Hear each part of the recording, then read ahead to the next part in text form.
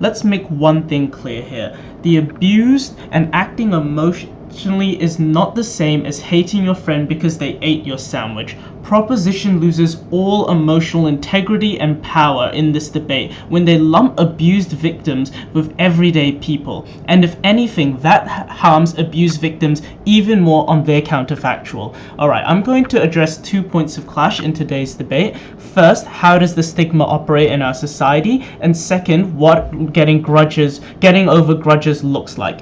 Okay, so under the first point, let's address their big stance, which is why grudges are sexist and women are more likely to face grudges on a harsher level. I've got two responses to this.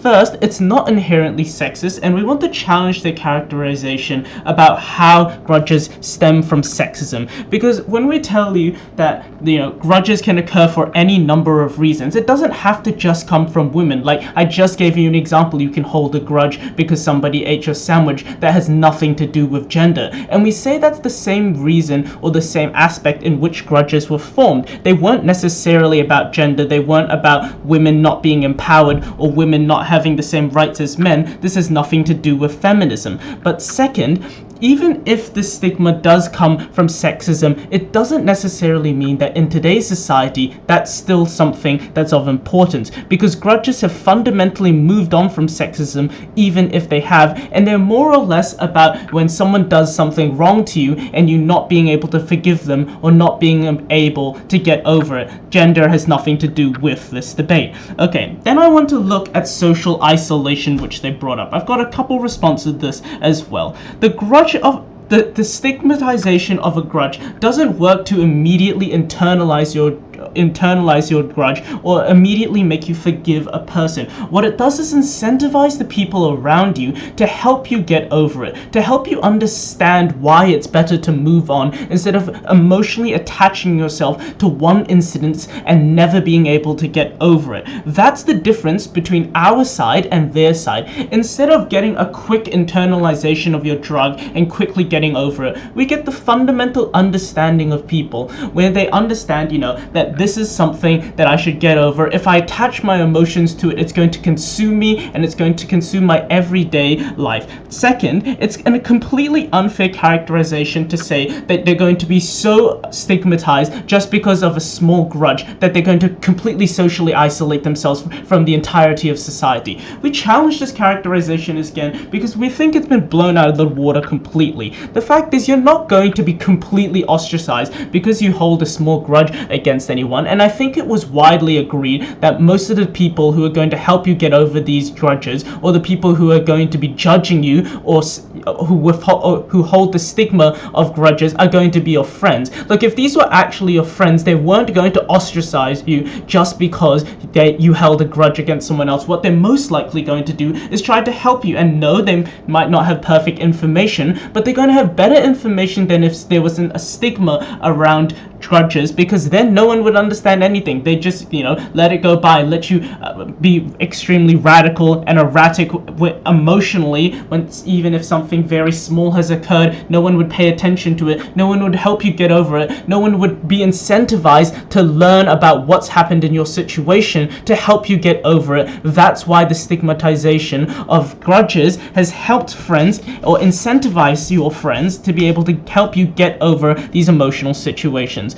I want to then look at how we get over the grudges. Okay, the first thing they tried to tell us is that this was self-protective, and that it's part of a normal human response. And I think to some level we do agree that holding a grudge is a normal response, but what we don't agree with is that the level of holding a grudge over something that's completely superficial is very unhealthy. Therefore, I've got three responses to this. First, getting over a grudge, whether that's forgiveness or forgetting about it, is inherently better than trying the short-term cope that opposition wants you to follow, in which you just kind of keep holding this grudge forever and ever. You never forget about it. You don't talk to this person. You're not nice to this person. You're probably, incentivized to be more mean to this person, even though it's something that's very small. I mean, let's take a look at this from the perspective of two friends that get into an argument and they both hold grudges against each other. This might have been a 10-year long relationship, and they get and they couldn't even get over it just because of a grudge. And the fact is, with the stigmatization of grudges, we're able to get other people in the friend group that go, hey,